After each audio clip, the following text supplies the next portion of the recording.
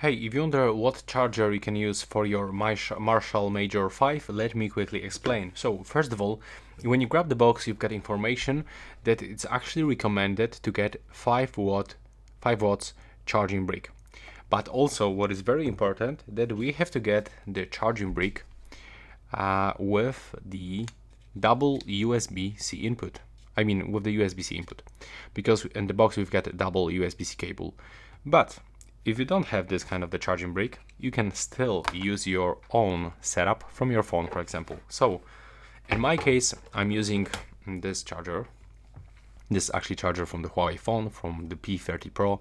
It was released like 6 years ago or 5 years ago. And I'm charging them with this brick and also with this cable, also from the Huawei smartphone. So yeah, that's it. The quick tutorial or quick example how we can charge this device.